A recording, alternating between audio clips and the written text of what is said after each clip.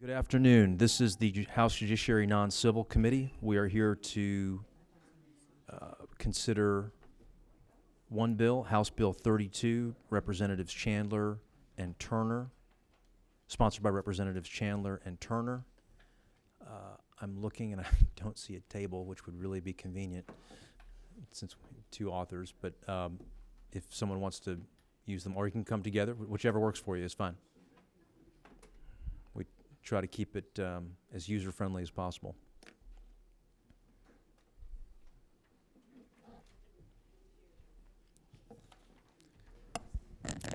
Thank you, Mr. Chairman and committee members. We're looking at LC 297437S, which I trust everyone has before him or her. LC 297437S? Yep. Nope. All right. Oh. And if you will look on lines 32 to 36 on the second page, you will see the change that we are proposing. As you know, presently, teachers, principals, and other administrators can be charged with sexual offenses against students. These folks have supervisory or disciplinary authority. What we are doing is saying a school employee who has supervisory or disciplinary authority, and it's stated a little differently. Council thought this was a more appropriate way to state this: the ability to enforce school rules and policies and give directions to students. Someone has said, well, what other school people would this include? It would include a coach. It would include a parapro. It would include a media specialist. It might include a school counselor. And I'm sure there are others that I have not thought of. But that's the essence of the bill. Representative Turner? No, I think that's the what the bill does, the why it's important. If you've been in the subcommittee hearings, and we actually have our own DA here from Cherokee County, Shannon Wallace is with us, who prosecuted a case which has now been referred to as the Morrow decision, where we had a parapro at a high school engage in sexual contact with a 16-year-old student who was not under their direct supervision, but in the same classroom. And that individual ended up having their conviction overturned under this statute because he was not considered to be a teacher under current law. So what we're simply trying to do, as cleanly as possible, is capture those individuals who have the ability to enforce school rules and policies and have authority over other individuals, so that they're not using that authority to bend the will of their victims. If you look at the code section that we're in, we're talking about other scenarios where an individual has authority over another. Prison guards over prisoners, hospital workers over patients, police officers over those in custody, probation officers over probationers. It is Georgia's policy today, without us changing the law, that those that have authority over others, if they use that authority to bend the will of their victim, that they are guilty of a felony. What we are trying to do is stay true to that part of the code and expand it to those that don't meet the definition of teacher, administrator, or other administrators or principals, so that we are capturing everybody that has the ability to use their authority over another person. And that's the why. And we'll stand for any questions. This bill was in subcommittee for quite a while. It generated a lot of discussion. There were several hearings on it, as members here who are on that subcommittee know. I'll go ahead and ask Representative Setzler to give his subcommittee report. There was, just to set the table procedurally, that the subcommittee did go through many hearings on it. Ultimately, there was not a vote ultimately in subcommittee on the bill. That's somehow, I'm just giving you the chair's perspective on that. There are occasionally bills that provoke a lot of conversation, a lot of discussion. We've used the words threading the needle on several occasions here this session. This is one of those bills that generated that conversation. But given the fact that the hour was late. I just want the committee to know from the chair that while it did generate a lot of discussion in the subcommittee, the authors of the bill asked for it to be considered by the full committee. I agree to that. I think that's an important part of the equation here in the process. That is not in any way, it should not in any way color the picture in any way, shape, or form for either positively or negatively to members of the committee regarding the consideration given by the subcommittee. I think that's an important thing to say out loud just from a consideration process. That's sometimes the way it works on the more difficult, potentially more difficult bills. Having set that table from the chair's perspective, I'll go ahead and turn it to the subcommittee chair, Mr. Setzler, for his report. Mr. Setzler. Thank you, Mr. Chairman, members of the committee. HB 32 was taken up relatively promptly in session. We did have multiple hearings on it. As the chair stated, it did not get a due pass recommendation from subcommittee.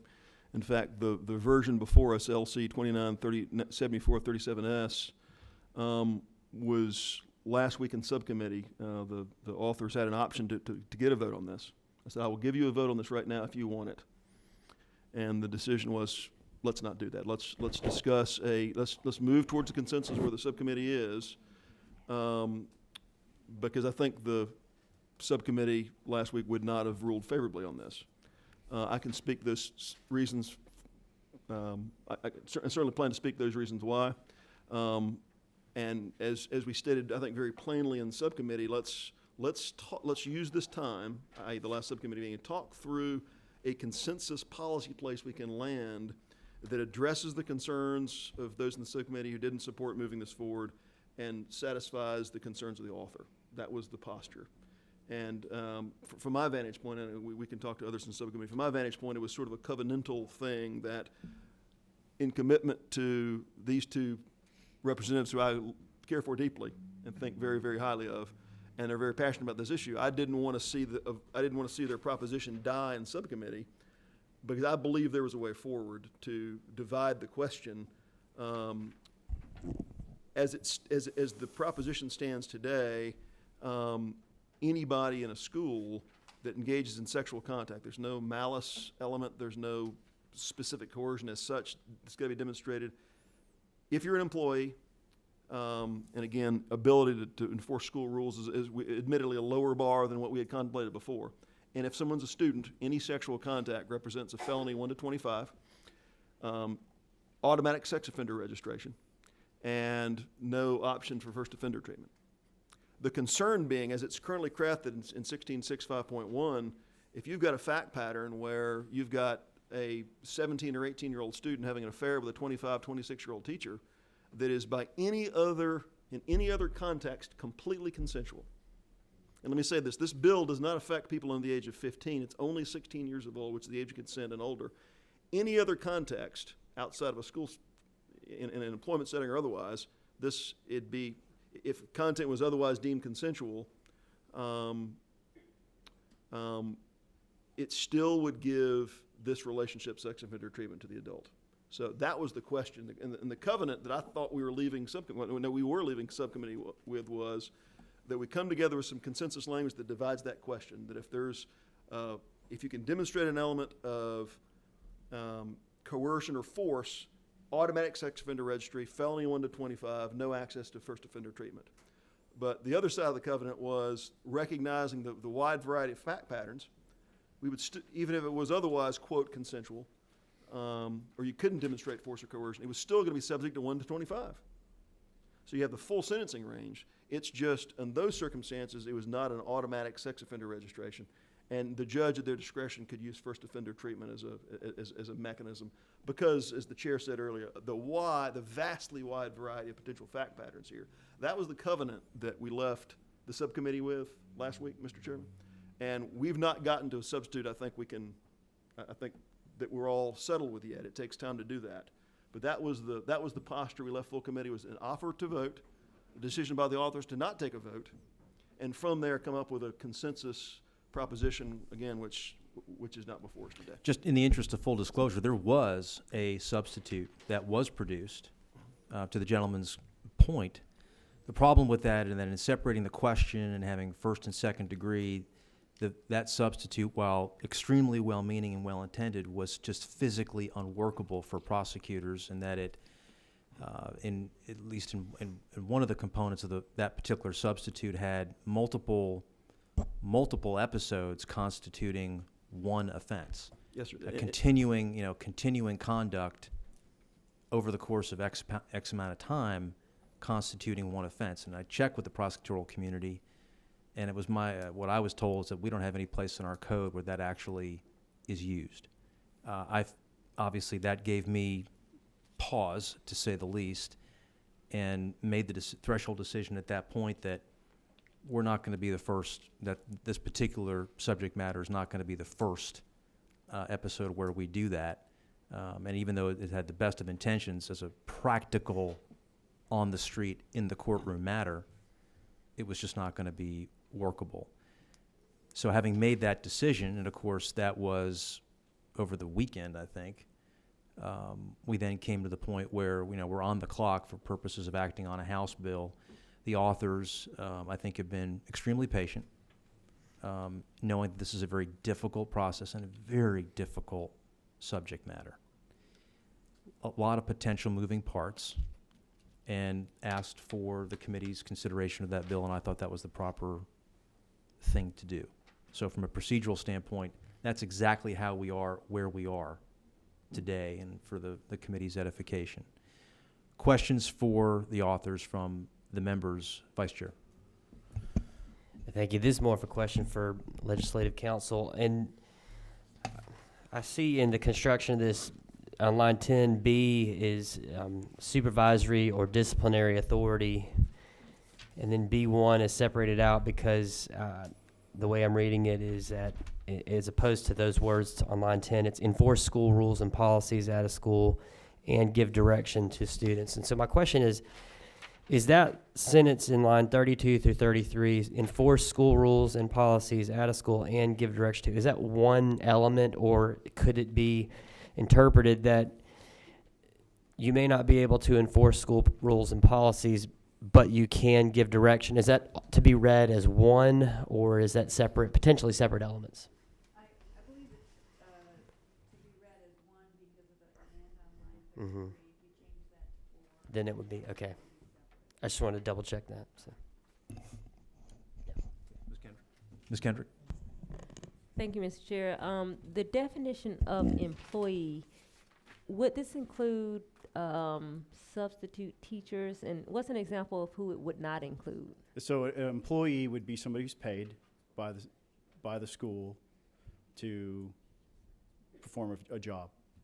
So a substitute teacher would be captured in that, and specifically, if the substitute teacher had the ability to enforce school rules and policies, they would be subject to the statute. It would not include a custodian. It would not include a secretary, because as such, these folks do not have any kind of supervisory or disciplinary authority. Only those employees who have both supervisory and disciplinary authority would be included here. Mr.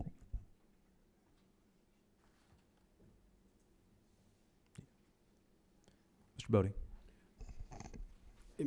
I guess I just want to piggyback off of Representative Kendrick. Would the sponsors have any issues with adding in that language to, or amending that particular code section to add in excluding custodial workers, bus drivers? Because the reason why I express this concern is if you have a great criminal defense lawyer, they're going to be able to kind of maneuver around that. And also, not only just because of criminal defense lawyer, we want to make sure everybody really knows what the law is. I listened earlier, Representative Chandler, and I think you said with school counselors, I think it could. And I think that might be an issue, because we want to make sure that we have bright line rules so everybody knows what's inbound, what's out of bound. I think it's a good bill. Don't get me wrong. I think it's good. but we need to firm up that language so that for a prosecutor who's going after an individual, they know, okay, this person under the letter of law committed a crime, and we can make this prosecution stick or make this verdict stick. Or so I think we just need to shore that up a little bit. So I'm going to speak for both of us, I think, on this and what our original intent here is. Our original intent is to catch people, and the intent of this code section, Representative Bodie, is to capture people who have authority. I'm more comfortable with the language as it's written for this specific reason. If there is a janitor in a specific school that has the ability to enforce school rules, they have authority over another person. That may not be the case for everybody who has the job title of custodian.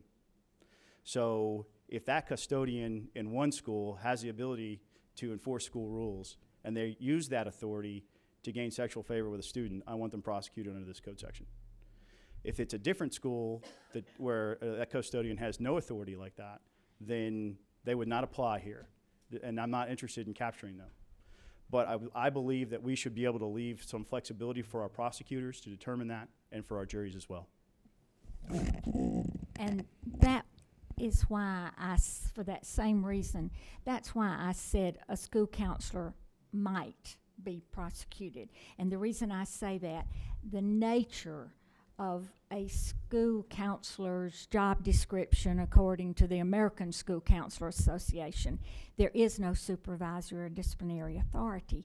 But in some schools, those school counselors are given those responsibilities. Okay. Thank you. Thank you both. Mr. Setzler. Thank you, Mr. Chairman. To Representative Turner's point, your characterization to the representative about if they use that school authority to gain sexual favors is really at the center of this discussion. Because the element of if they use their authority is what this is really about. We talk about, we debate ideas, but we vote words on the page. The words on the page does not, to Representative Chandler's characterization, the element is not supervisory or disciplinary authority. The element here is ability to enforce school rules, which I think admittedly is a lower standard. And there's no element here that says the teacher has to use that authority. There's nothing in this that says that. This is a per se crime.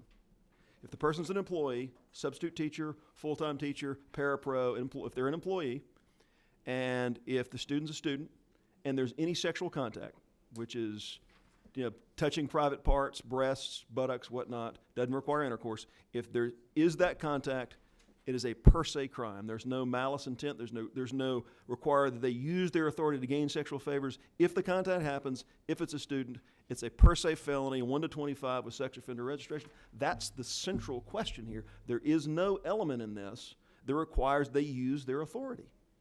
That's the question that kept this from passing subcommittee, is that element does not exist, and I believe is an essential element for something to be a sex offender registrable act. And I want to direct that to Representative Turner. All right, so this is where Chairman Setzler and I disagree, and this is why it's important that it's the way that we're presenting it to you, because what we're talking about, the case that brought this on, was an individual that did not have authority over a specific student. I'm going to repeat that. The student that he had sex with, and he was convicted under this statute by a jury of his peers, he did not have authority over that student. And so what we're trying to do is say, if you have the ability to enforce school rules, so this captures, for example, if there is a math teacher and there is an English student, and that English student never goes to that math teacher's class, there's still an expectation that that person would be guilty of sexual assault, because there is an opportunity for them to use school rules and authority over that person still to bend their will to gain sexual favor. So we disagree on that, and that's going to be a question for you to decide for yourself. If you see it like I do, when you send your child, whether they're of age of consent or not, to a school, I believe it's a reasonable expectation that you're sending them there, and nobody there is going to take advantage of their situation to have sex with that child. And that is a major disagreement that we have, and it's one of the reasons why we could not get this version out of subcommittee. And Mr. Chairman, I would say too, if I could follow up with Representative Turner, The subcommittee also offered a substitute that would have further broadened the definition beyond just people that have ability to enforce school rules. The subcommittee presented to the authors one that would have included any employee, including volunteers, community coaches. I mean, to the lady's concern, you want to criminalize any adult in that setting from being able to have contact with kids, and I think the subcommittee embraced that. The question was, there was no willingness to come off of a 1 to 25 with sex offender registration. I mean, it really all comes down to if there's no use of that authority. The fact that the authority exists doesn't mean that the authority is used. I mean, the police have the ability to do traffic stops. They have the ability to do lots of things. It doesn't mean it's used. In this case, if the authority the fact that the authority exists, but it's not being used, does that mean that an 18-year-old male student in a high school that has a sexual relationship with a 22-year-old English teacher, is the 22-year-old English teacher, just by virtue of being a teacher somewhere else in the school, is the fact that she has authority means that her authority is used to bend the will of this 18-year-old in a way that's consistent with sex offender treatment. And nothing in the bill as it's drawn requires that. And nothing that's currently in code requires that either. Right. And the issue is, and if we're going to go on existing code 7 years ago, it was completely not against the law for a 35-year-old teacher to have sex with a 17-year-old. This committee fixed that. The question is, what's the appropriate balance? I mean, what we covenanted last week in subcommittee was this issue, and maybe you didn't want to go there. The question was... It wasn't up to me, Representative. It was... All right, let's go. Whether or not there was a Mr. subcommittee Turner. chair. Mr. Turner. Yes, sir. Mr. Sessler has the floor. So I'll close, Mr. Chairman, by saying this. The question is exactly that. The presence of the authority does not constitute the use of the authority to bend the will of a person who is of the age of consent. I mean, it's in the private sector. You could have a Popeye's fried chicken manager that has a whole heck of a lot, who could bend the will of an employee in their restaurant for scheduling, for any number of things, and it's completely not a crime. We're talking about they could condition weekend work, they can condition promotions, all kinds of things to bend the will of somebody who's financially dependent on their boss. That's completely not a crime. And what we're contemplating here is the fact that the authority exists, even if it's not used, is going to be a per se felony, 1 to 25. And again, that's not even the issue. That was offered in subcommittee. The issue is, should it lead to sex offender registration automatically and no first offender treatment? And that's an issue that the committee has the ability yes, to sir. tackle. Just one thing, and it's also I want to get a confirmation from council. I've heard the words authority bounced around a little bit. And I just want to make sure that we're clear in council, and I want to make sure that I'm clear. As I read the bill, and do you have the sub in front of you? Okay. When we talk about supervisory disciplinary authority in line 10 and B goes ahead and modifies 1, 2, and 3. Well, I mean, does it, and 4, I'm sorry. But it does not modify B1, correct? Okay. One of the things that's always difficult when y'all Sure. are looking at something like this is that you don't see the full code section. Mm-hmm. So one of the things that I think that perhaps is missing from this discussion is subsection E, which requires them to state, consent of the victim shall not be a defense or prosecution under this code section. So consent can't come into play whether you're in the hospital setting, in the DCS setting, or in the school setting. Okay, I just wanted to make sure that the committee was clear and that we were just generally clear that the supervisory disciplinary authority language in line 10 does not modify B1. Okay, thanks. Mr. Bodie, I'm sorry. That, some of that language is, so the code also teases out psychotherapists, and, other facilities under Title 31, and doesn't use that supervisory disciplinary that's under the same. Okay, Vice Chair. Yes, I actually am going to go back to something I was asking about a minute ago. Look at lines 32 and 33. So again, the key language: enforce school rules and policies at a school and give direction to students. My question is, why do we need the 3 words and give direction? And you might have already gone over this, and I apologize if you have, but I'm not clear. Why are those 3 words necessary? In my reading of this, if you can enforce school rules and policies, then is it implied that you can give direction? Why are we, is it necessary to include this language? And I would like to hear your thoughts on that. I would say that they're two different things, as I think most educators would say. Certainly, these folks in this, or at least let's say teachers and principals and other administrators, have disciplinary authority. And that's the ability to enforce school rules and policies. But they also have supervisory in that they are giving directions to students. That's the way I would see it. Now, But we're does that answer it? supervisory and authority are the words that don't apply. I'm afraid I might be misunderstanding you, but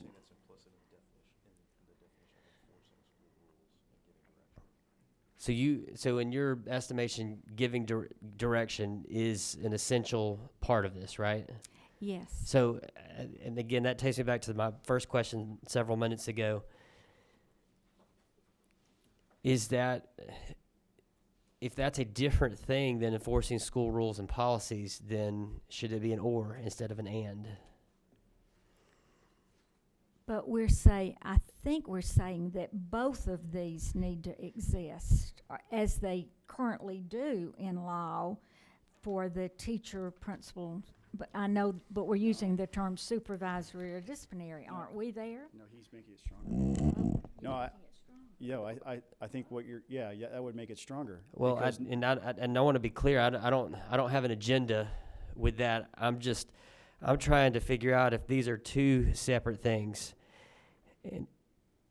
and I feel like from what you're describing, I think that they may be two separate things, and so then therefore,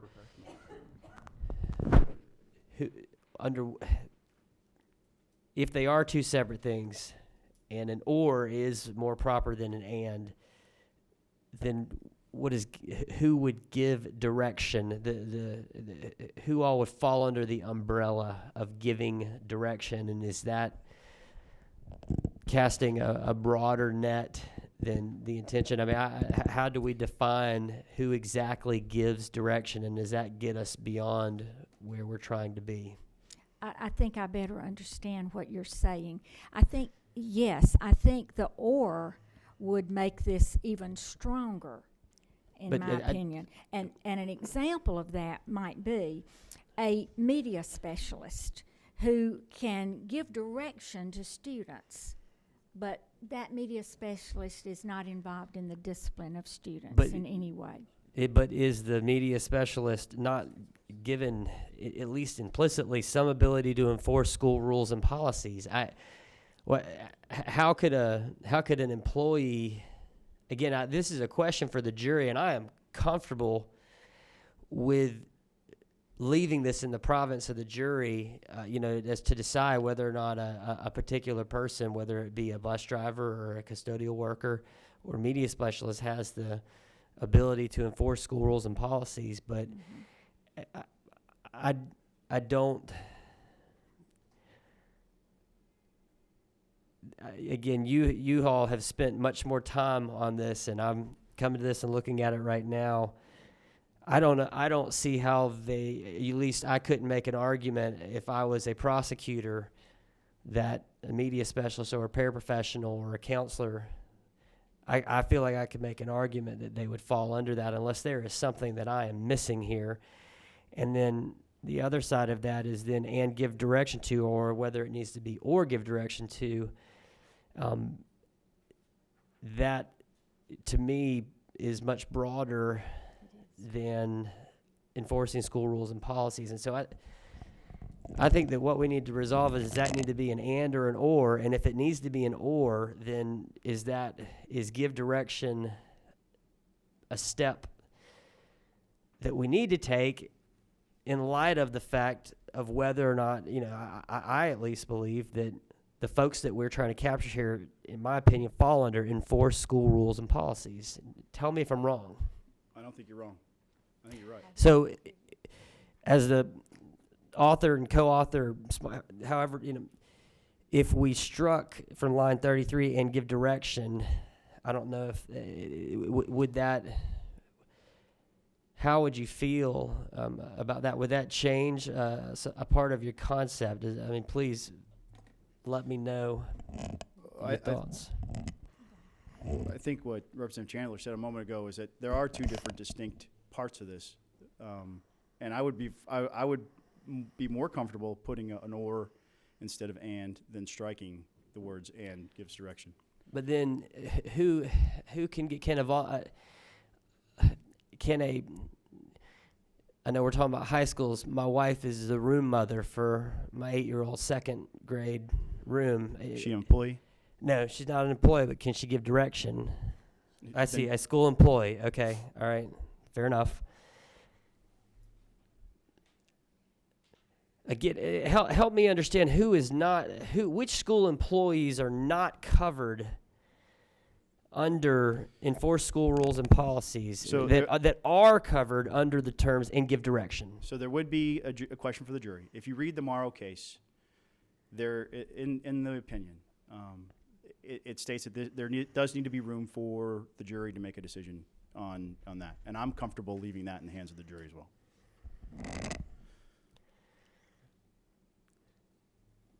For now, Mr. Strickland. Thank you, Mr. Chairman. I share the same concern because and I guess I'll follow up the same question is I can't figure out who could give directions to students if you didn't have the authority to enforce school rules and policies. If you leave it with an and, then in front of a jury, you got two things you have to prove. Yeah, and I don't know what give direction to students means. To me, it makes more sense to be clear about having the ability to enforce rules. And I disagree with my colleague on the policy. I think he's stating it correctly as far as what we're doing here, but it's consistent, as you said earlier, with what we're doing in lines 16 through 26 in our existing law, actually all the way through 31. The idea that anytime you have a student that's at a school, anyone that works at that school, anyone, it's my opinion, anyone that has the ability to enforce rules at that school has the ability to take advantage of kids. And you have kids under your control, no matter where you're a lunch lady or a janitor, no matter who you are, and you're in that school, and you have the ability to enforce school policy, and students look up to you, anytime you have sexual relationship with someone with that school, in my opinion, you're taking advantage of that authority. And so I just disagree on the policy side of my colleague, but I think it's consistent with what we see with the other sections of our existing law as well. I do not feel strongly about leaving this just like it is with both of these descriptions or nouns, as it may be in here. If the committee feels that if the committee feels that we are capturing who we want to capture here with just enforcing school rules, I'm fine with that. Are you?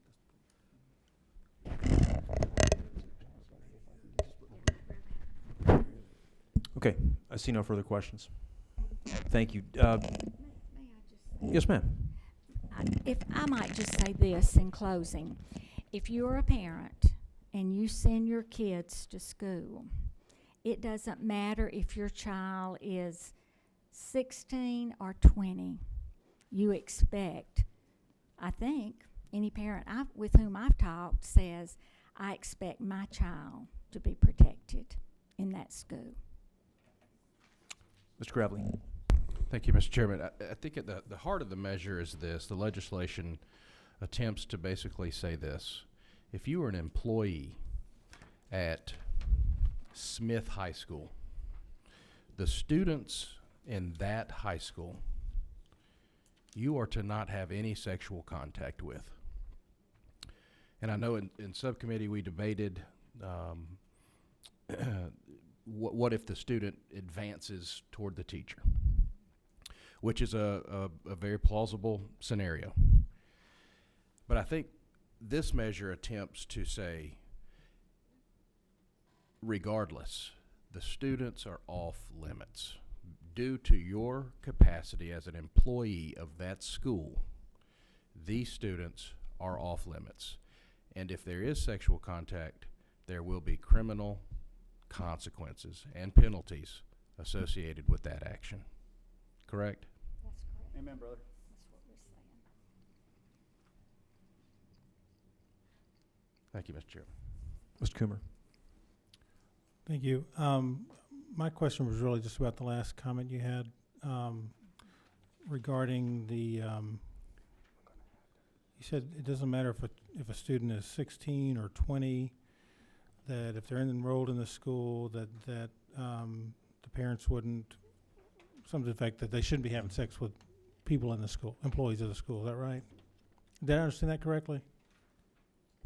You said, I'm paraphrasing, but I think you said basically that it doesn't matter if the student is 16 years old or 20 years old, if they're enrolled in the school, they shouldn't be having any kind of sexual contact with any employee of the school. Is that basically what you were saying? Yes, that is what Okay. I was saying.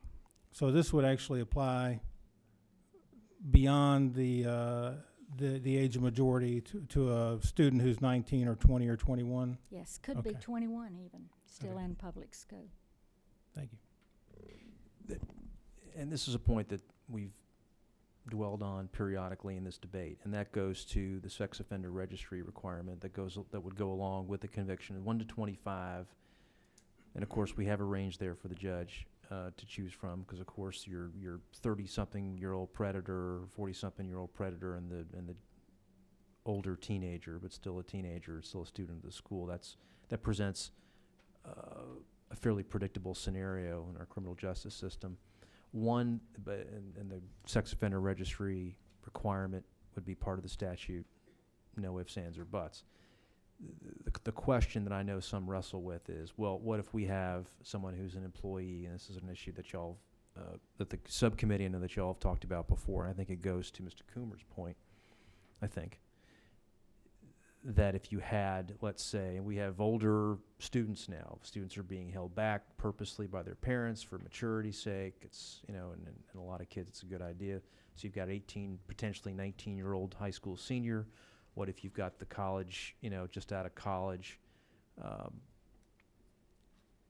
not necessarily a teacher, maybe the assistant coach scenario that I think you've heard of. You have, and to the previous question, you have the conviction. Whether or not it's the student that initiates contact, initiates the chain of events, let's just put that aside for a second. Let's say he or she does. The question then becomes, in that scenario where you have they're 2 or 3 years apart potentially, where you have that individual, that 21, 22-year-old assistant coach who may be an employee, is going to be on the sex offender registry for a long time. And I don't think, going back to our reforms from a few years ago, that they have the ability to petition off at that.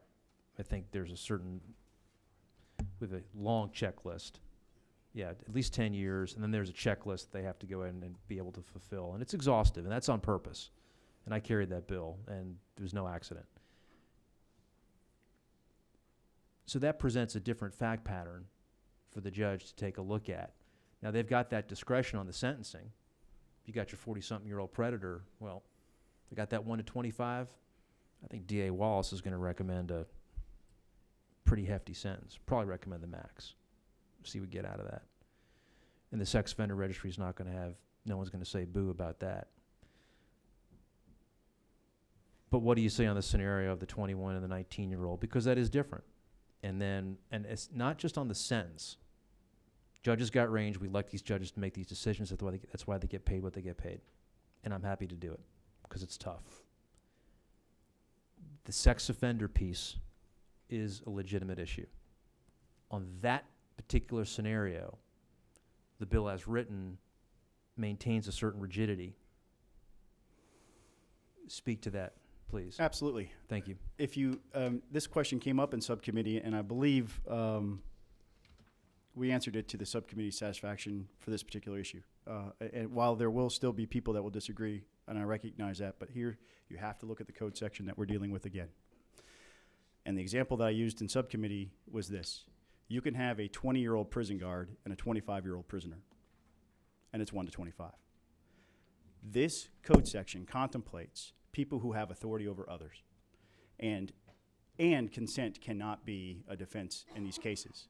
Even though the prison guard and the prisoner may be in love and they may be destined for a life together, under this code section, even though the prisoner, who's the victim in this case, is 5 years older than the prison guard's still guilty under this code section.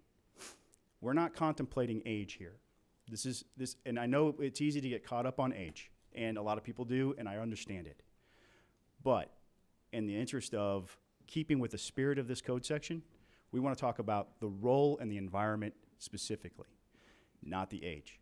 So if you have a 21-year-old student, well, now let's face it, if they're in high school and they're 21 years old, there's probably some issues there.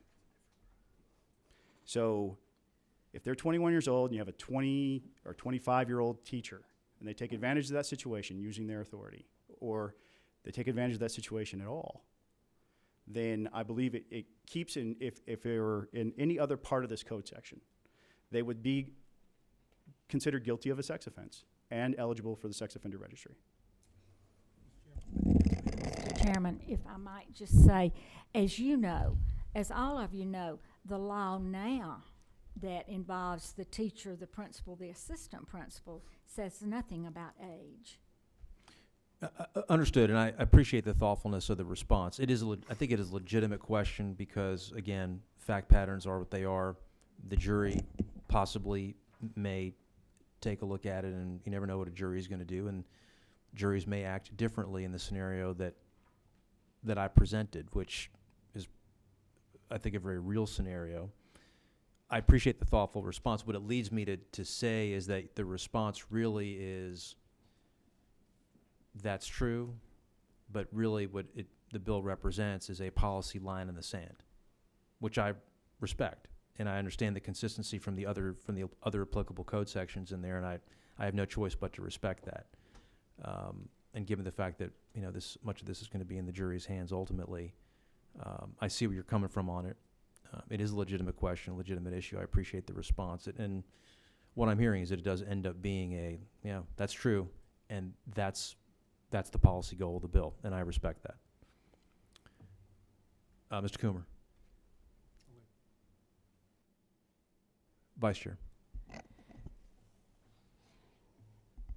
I'm going to go back again. Again, I understand we're giving the jury the ability to clearly decide whether or not somebody has the ability to enforce school rules or policies. Here's my question. And I understand that various school districts have different policies across the state. Can you tell me an example of an employee, a school employee? Is there an example, a tangible example of a school employee who doesn't have the ability to enforce school rules or policies?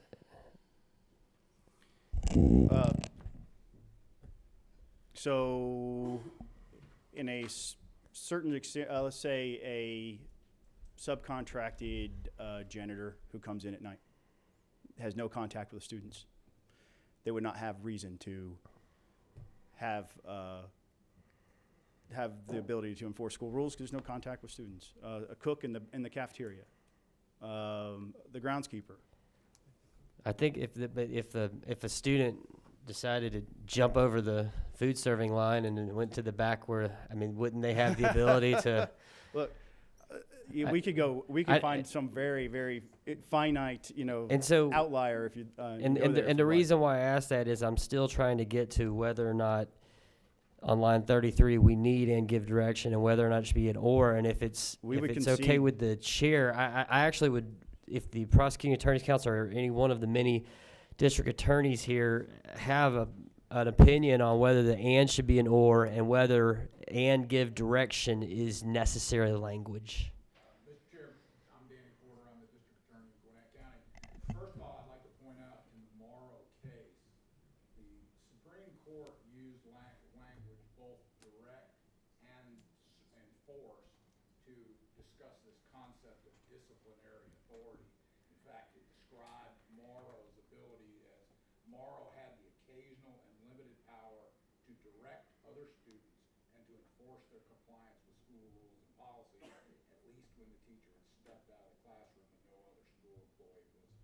present, and therefore the Supreme Court found that Morrow had sufficient disciplinary authority to be covered by this code section. I can give you at least one real live example from Gwinnett County that I'm aware of, is that school bus drivers in Gwinnett County are employees of the Gwinnett County school system. They are authorized to direct students, sit down, get in your seat, go get out of the aisles. But if they have to discipline a child for the purposes of in-school suspension, detention, it has to be referred to an administrator, and the child is then put through what's called a disciplinary panel. So I think there is a distinction between direct and discipline or enforce school rules. And we recommend that both phrases be left in and that there be an or inserted between them. Then I guess for discussions, thank you. That clarifies a lot for me now. And so for discussion's sake, school employee who gives direction, who has the ability to give direction to students, May or may not have the ability to enforce but if the element is they give direction, and that's part of this legislation, is there any scenario that we can think of that we would capture that we don't intend to? And that's, Well, again, the prosecutor's position on this goes back to the sponsor's position, is that throughout this code section, the legislature has determined that there are certain relationships, regardless of the consent, that are inappropriate. And if this determination of this code section is that the child who goes to school should not fear, or the parent should not fear, them becoming involved in a relationship with a school employee, then I can't imagine a situation where direct or enforce would not capture any employee. So I think it goes back to more any employee rather than supervisory employee. Mr. Bodie, I'm going to give you the last word.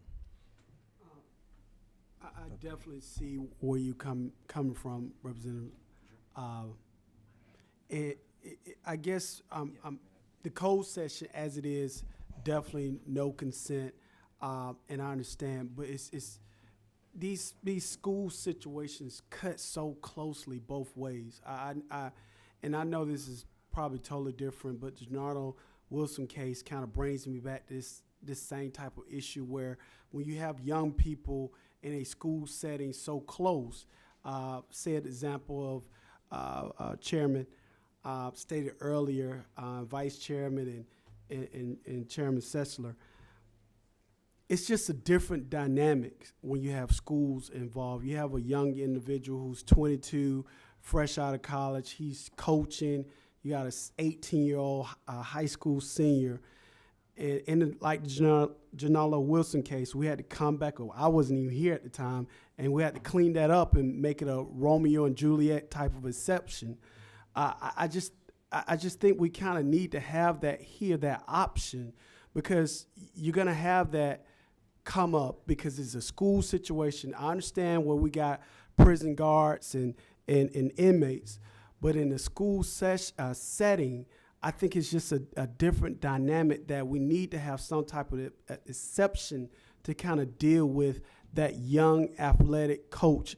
And not saying what he's doing is right, but do we want to ruin the rest of his life, though? That's my argument. All right, let's, I have a sense that we are where we are right now. So let me go ahead and thank DA Porter for his chiming in earlier. It was helpful. I appreciate that. Is there anyone in the audience who wants to be recognized in opposition to House Bill 32? Anyone in opposition to House Bill 32? Seeing none, what's the pleasure of the committee? Vice Chair moves due pass of House Bill 32, LC 297437S. There is a second by Mr. Gravely. Are there any amendments? Vice Chair. Move that we amend in line 33 the second word in line 33, and we change to the word or. Mr. Reeves moves to amend on line 33, strike the word and insert or. Is that correct? Yes. On line 33? Yes. Okay. On Mr. Reeves' amendment, all in favor say aye. Aye. We can? Sure. I just want to make sure I understand. What we would be doing is we would then be saying that a school employee who has authority or who has the ability to give direction to students commit sexual assault. So they don't need to be able to enforce school rules and policies. They just need to be able to give direction. So any school employee who can give direction, regardless of the requirement that the student follow the direction, but they can give direction, that person would be committing this offense if they have sexual contact. Okay. That's how I read Just it. making sure I I'm understand. not the author. That's my understanding from the discussion we've had here today. That would be Mr. Sessler. Thank you. And to Representative Coomer's point, this is, again, there's been no member of this committee, to my knowledge, today that's seeking to decriminalize this activity. What's on the table is a 1 to 25 felony for any student, which is the gentleman and the lady's objective.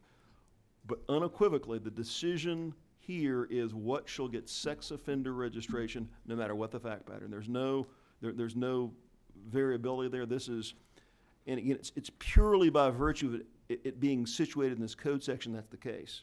Now, we as a lawmaking body make the decisions whether it should be in 5.1 or it should be elsewhere where it doesn't get sex offender registration. But unequivocally, what we're talking about is not just a 1 to 25 felony. What we're talking about is sex offender registration and no matter what the fact pattern, no access to first offender treatment. That's what this committee is deciding on both the underlying question and each amendment. I want to be crystal clear about that. I think this is all about sex offender I think that's an registration. accurate statement. On the gentleman's proposed amendment on line 33 to strike the word and insert the word or, all in favor of the amendment signify by saying aye. Aye. Opposed? No. I'm going to ask for a hand vote. All in favor of the gentleman's amendment to strike the word and insert the word or on line 33, please signify by raising your hand. Opposed?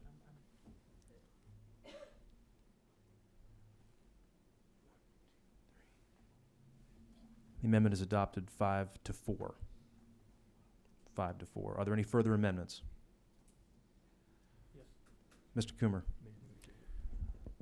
Mr. Chairman, we had this discussion in the subcommittee, but not today, with regard to line 32, striking the words "the ability," and I would offer as a substitution there the words "lawful authority," so that it would read a school employee who has lawful authority to enforce school rules and policies at a school or give direction. Say that one more time. A school employee who has lawful authority to enforce school rules. Okay. May I ask a question? Sure. I believe we had agreed upon authority. Could you explain to me the word lawful, just for my own edification? Lawful. Mr. Chairman? Please. Yep. Well, that would mean that they have they have some authority that's official. It's not just a color of authority or an implied authority. They have some actual authority. Thank you. Mr. Coomer moves an amendment to strike the words "the ability" on line 32 and insert "lawful authority." All in favor of the gentleman's amendment signify by saying aye. Aye. Opposed? The ayes have it and the motion is adopted, and the amendment is adopted. Are there any further amendments? Are there any further amendments? Seeing none, any further discussion? Any further discussion? On the underlying motion of due pass by substitute of House Bill 32, LC 29, 7437S, by substitute, all in favor signify by raising your hand. Bob, are you? Yep. Opposed? The motion is adopted 6 votes to 4. And the motion is adopted. Thank you, members of the committee, Chairman. We really appreciate your time. And we are adjourned.